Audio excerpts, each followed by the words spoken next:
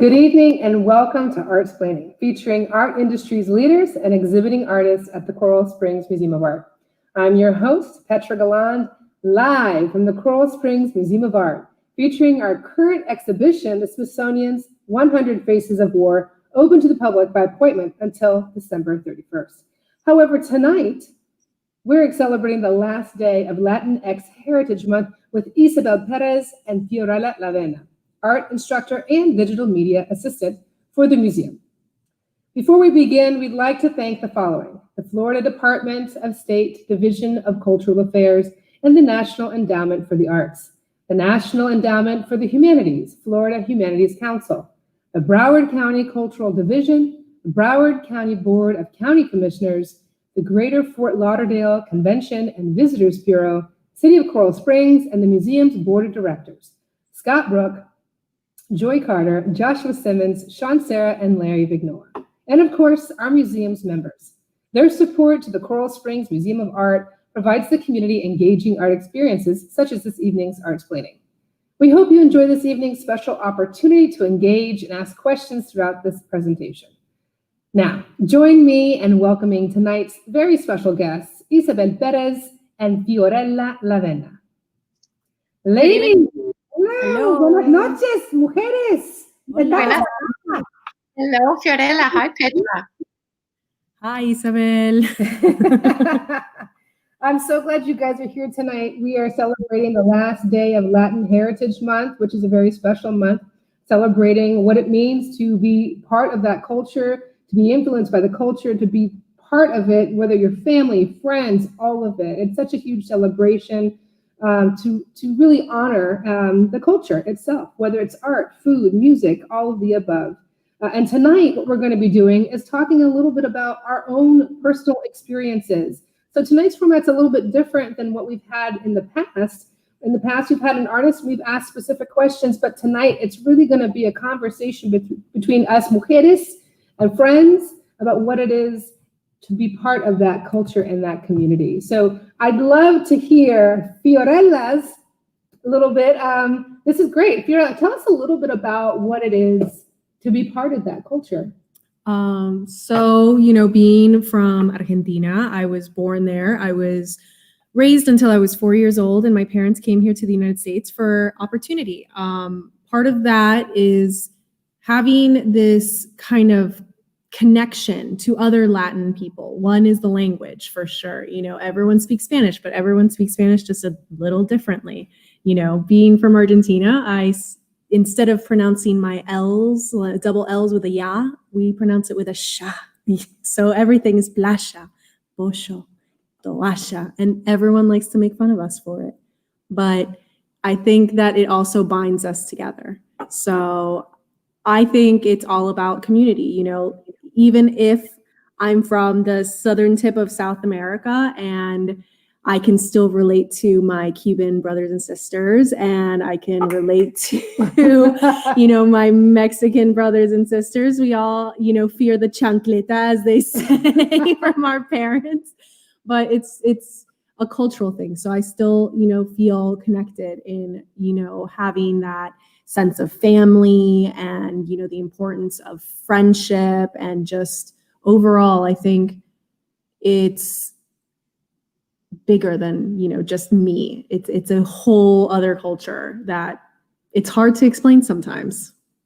It is. I would concur with that. I think what's interesting is you talk about this large family that the Latino culture, the Latin culture has, but it's also, they're so distinct among themselves. Each group, each country has a beautiful essence that it shares with everybody else. So I think that's really cool. Yeah. So now, how has art played a role? I know that you've got some background, right? And also in your family too. Yeah, so I actually went to art school.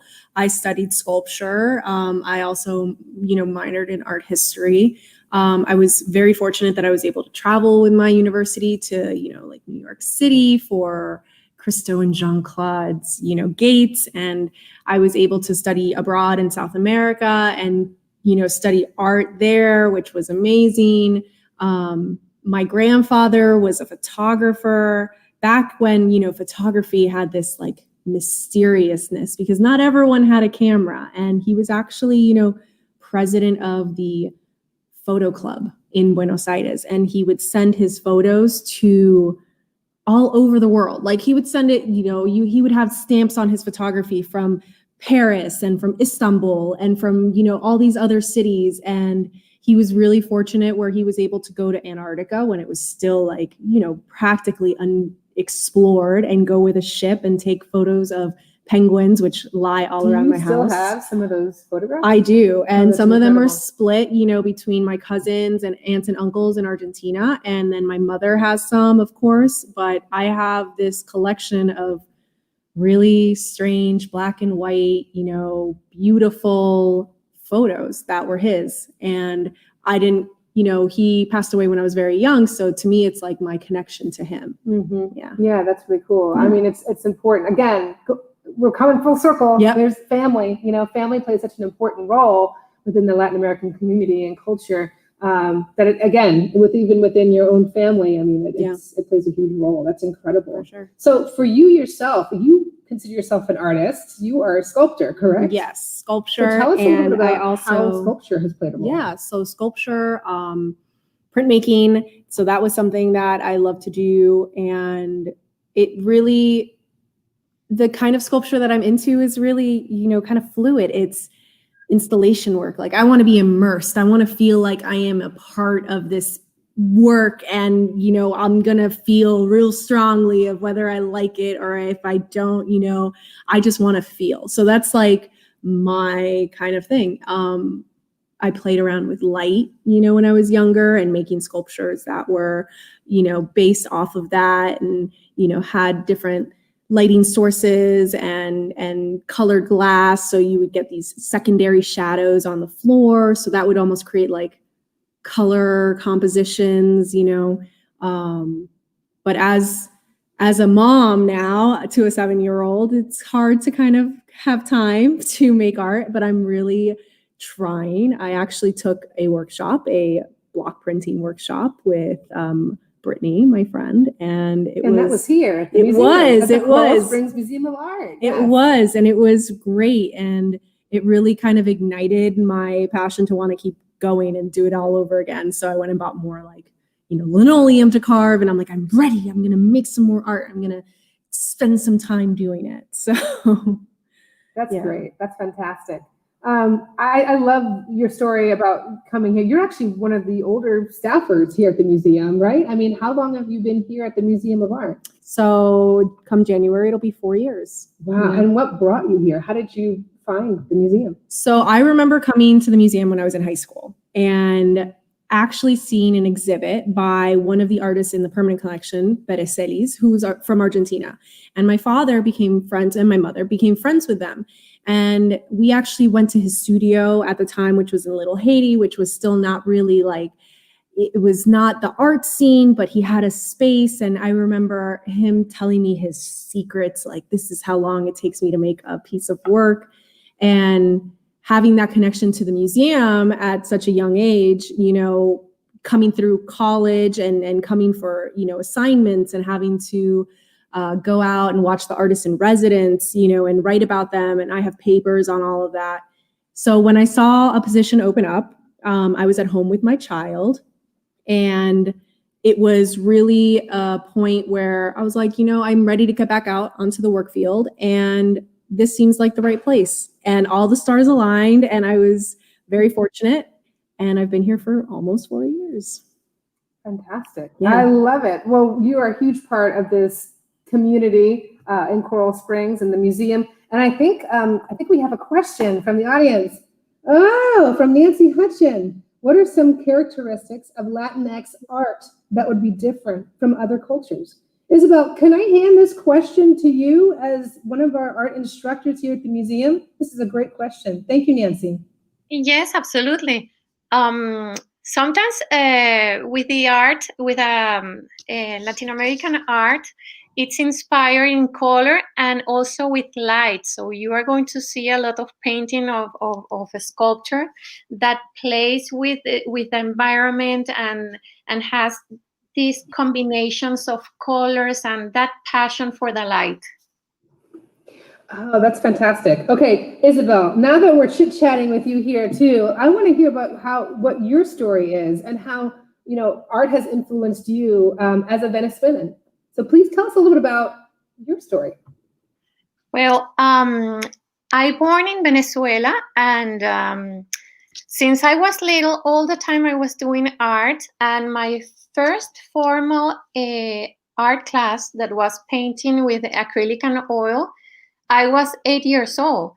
And since that, I start painting, and then I graduate from fine arts and doing painting, drawings, sculpture. Also, we have at the art school, I have a fire art. So we learn ceramics and some jewelry, and also we have photography. And after, when I was studying in the art school, then we have some studios, maybe in the evening, and I was doing a stained glass. So my first job that I have in Venezuela was in a stained glass studio. And when I was little, there is a funny thing because I'm the only one in my family that is an artist. My dad and my mom, they are attorneys, and my grandparents and my grandmother, doctors, my sister, doctor, my brother, attorney. So, well, here I am. So you got all of the creative energy then. Yes, yes. And I was very energetic. And all the time in Venezuela, you play a lot outside, outdoors. So I grew up in a mountain, and I have a big backyard. So I all the time spend climbing trees and playing with my brothers. And of course, as a Latin woman or Latin American, we that we can play, and so it was fun. It was a great experience. Yeah, I bet it was. And now, what brought you to the States? What was that? What was the pull? I moved to Coral Spring 12 years ago, and at that moment we moved for business, and I start. My son was 3 years old, so I was taking care of him. My English was poor. I still have my accent, but I was like sometimes I sit down in the parks at Coral Springs, so trying to observe and learning the new language. So when my son started the school, I start reading his books, and then reading the newspaper, the news on the TV, and I get involved with Meet the Masters and teaching art as a volunteer in the school. And one day I passed by in front of the Coral Spring, and I told myself, it's like, one day I'm going to teach there. And after that, some years later, after all this observation of nature and then my new environment in Coral Spring or in Florida, I create an exhibit called Between Two Lands. That was the image and what I remember from my country with a fusion of my new home or environment. And I had this solo exhibit at the Coral Spring Museum of Art, and a person introduced me to Barbara O'Keeffe, that at that moment was the director at the museum. And she offered to if I want to teach at the museum. So, well, I start from then, and I've been 8 years now. That's incredible. Like, I mean, I think you're among one of the longest teachers we've had at the Coral Springs Museum of Art. Tell us some of the classes that you teach here, that you have taught, and that are coming up. I teach from sculpture, mixed media, painting. I love mixed media because you can mix collage with photography and add some watercolors or a pencil, and you mix. And also, I teach interior design. Ooh, that's a fun one. Yes, interior design, watercolor painting. Next week, we are going to start a class with fantasy and fairy tales with the kids. And also I teach us art for Spanish speakers and drawing for adults. That's awesome. And again, these classes are coming up. So if anybody's interested in signing up and registering for these classes, whether virtually or in person here at the museum, please go and take a look at our website. All of our offerings are there. This is great. This is fantastic. Isabel, I have a couple other questions. Tell us a little bit about the art that's behind you. Okay, this what if you notice, let me move a little bit. So you see that is a huge amount of color. Yeah. Okay, better. And there is the title of this artwork is Encounter. And it's two cultures that meet in one point, and they are inspired by nature and the landscape. So you can see that these persons are also part of their environment.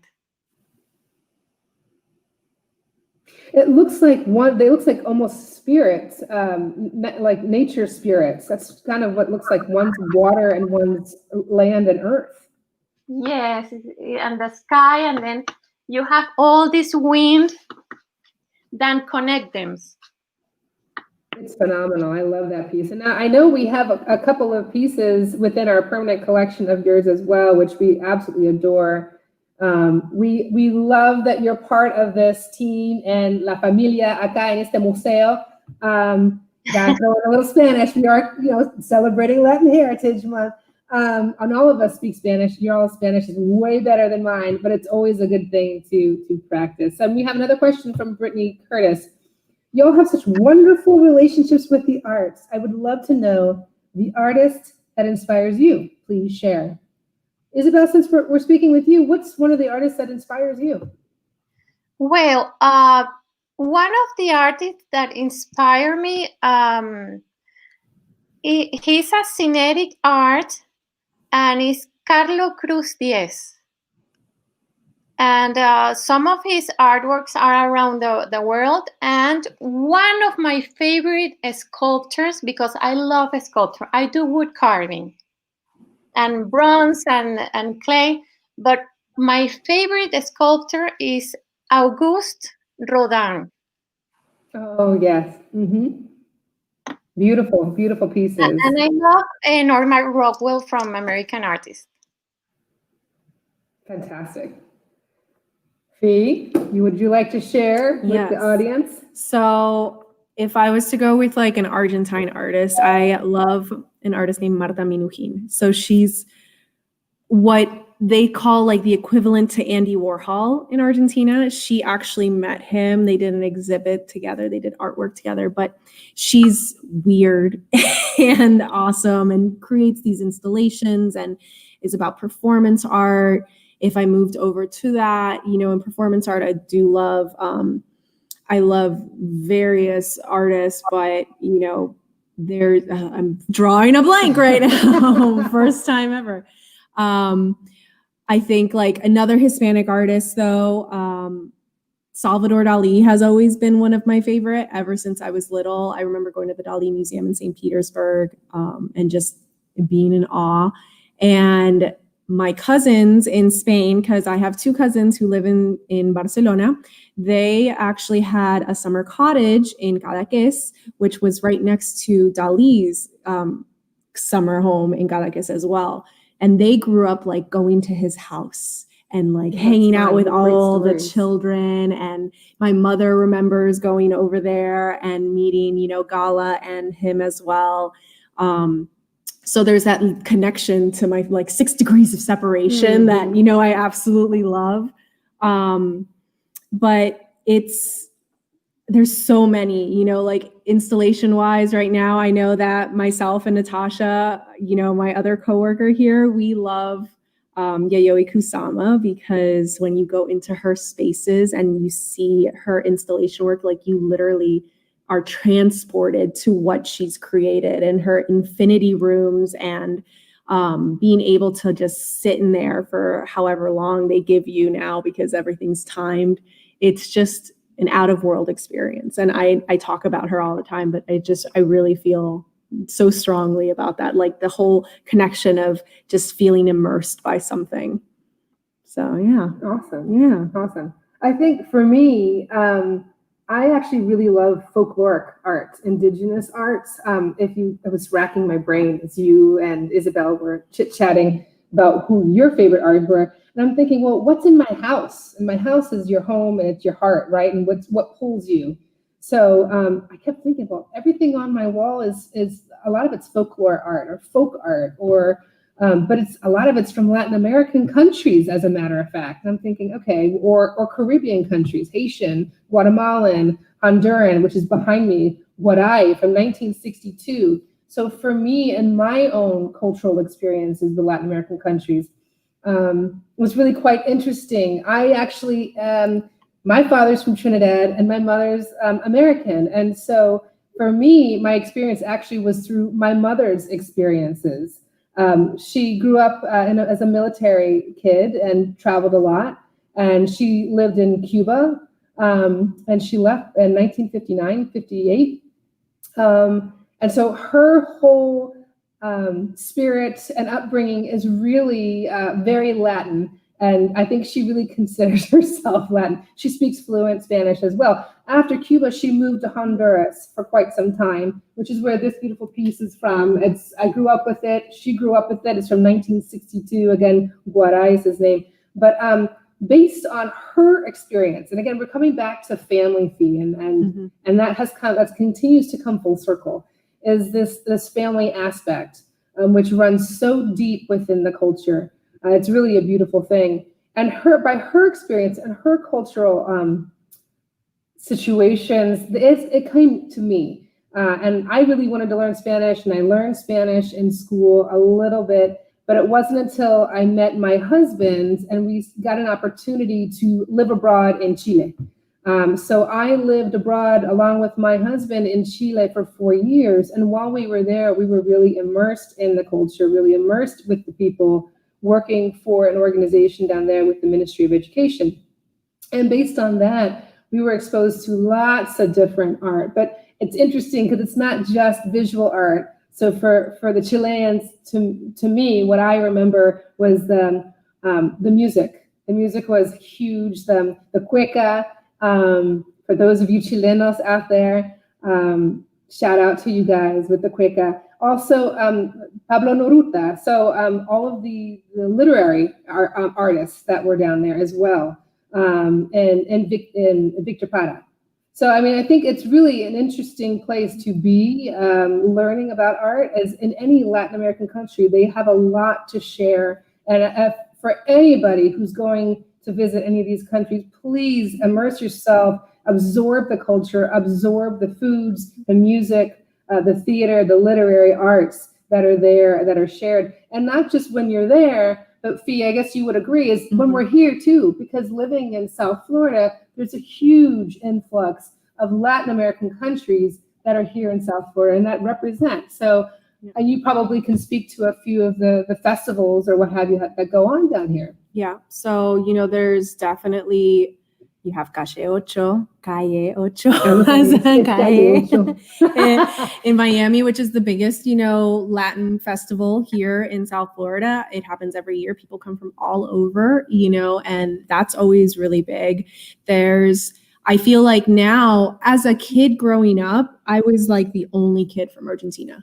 And there was not no one really spoke like me, you know? So I remember when my cousins would come and visit when I was little, they would definitely like say, you speak funny, like you don't speak like us. And it wasn't until, you know, I was in high school in, you know, the early 2000s when a lot of Argentines came here because of the economic collapse in Argentina, that I started seeing people like me. And I had friends that, you know, were also from Argentina. And then all of a sudden there was these Argentinian rock festivals and food festivals, and they would take us to peñas, which were traditional folkloric dances and events there in different restaurants here. And they would have, it's, you know, the folkloric music in South America is very similar wherever you go, whether it's Bolivia or Chile or Argentina. There's this connection, which I spoke about before, that there's all these similarities. So, you know, a peña,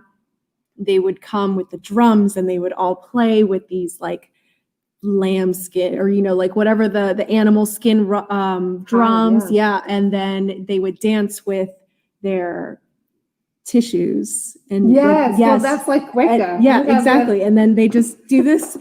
And you would eat, you know, locro, which is a stew of corn and, you know, pork. And it was very hearty. It's from the northwest corner of Argentina. So it had very big similarities to Bolivian food and you know, Incan and Peruvian even. But there was that. So I started going to those kind of festivals and really feeling immersed. And it really took a turn when I was, you know, 20 years old. And I was like, man, what am I? You know, I was raised here in the United States and I feel like I'm not American and I feel like I'm not Argentinian. And what am I? You know, what's going on? So I actually decided to move abroad and I moved to Argentina and I studied there for about a year. And you know, going back and having most of my family there, my grandparents, aunts, uncles, cousins, everything. Were you still considered a gringa? Oh yeah, I was a Yankee. Over there they say Yankee. They don't say yeah. They're like, you're a Yankee, aren't you? And that's when I really did find my love of Southwest egg rolls. And you Southwest egg rolls. Yes, I would go to the Hard Rock to find other expats that I could like speak in, you know, English and go to the American bar. You know, there was all this community there, but I learned to embrace both sides after that. You know, I learned to embrace my American upbringing as a result of an immigrant and also my heritage, which was, you know, being from Argentina, my parents, you know, being born there. I was born there. My sister was born there. But now having that like kind of bridge that I didn't have when I was younger, that I struggled with, you know. But the festivals like that, you know, there's festivals for everything now. Isabel, tell us a little bit. Thank you, Fee. Yeah. I know that you probably got a plethora more too. I'd love to hear Isabel too. Isabel, what sort of festivals are you aware of? I mean, I know that, one of the biggest festivals would be probably the Day of the Dead, Dia de los Muertos, which is, you know, a festival drawn, a lot of it comes from Mexico, correct? Yes, that comes from Mexico, but every time or every year in Fort Lauderdale, I go to that event, like El Día de los Muertos, and I make my dresses and colors, and I make the makeup.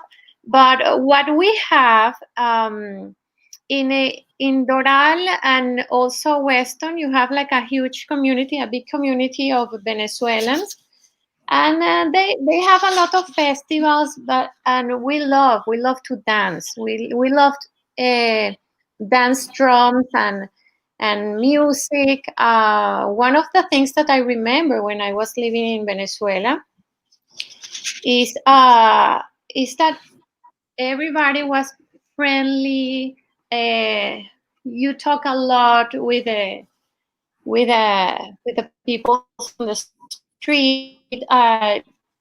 They are willing to help all the time, and the music and the food, great, and also other thing that I remember from my country was nature. So we have a lot of events outdoors, and of course again the drums. So it's drum party and merengue. We have salsa, But here I need to get more information about the events that they have in Florida, but I know that they have a lot.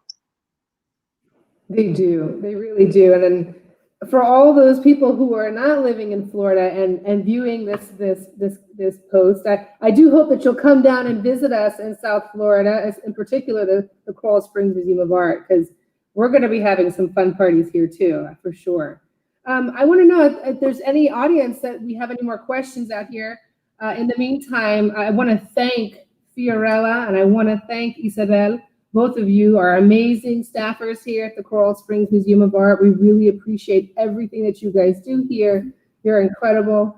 And on that, I think I'll take a moment and just thank a few other people. I definitely want to thank all of our viewers on Facebook and YouTube Live. We hope our viewers will join us both online and in person as we open our doors and invite the Combat Hippies on November 19th. Details to come. So don't forget to like, subscribe, and follow us on Facebook, Instagram, and YouTube. Thanks again for supporting the Coral Springs Museum of Arts. And I also want to thank, once again, Isabel Perez and Fiorella Lavena. We also would like to thank their families for raising such amazing, incredible people. And I'd also like to thank my family, too. Thanks again so much, and we'll see you next time. Good night.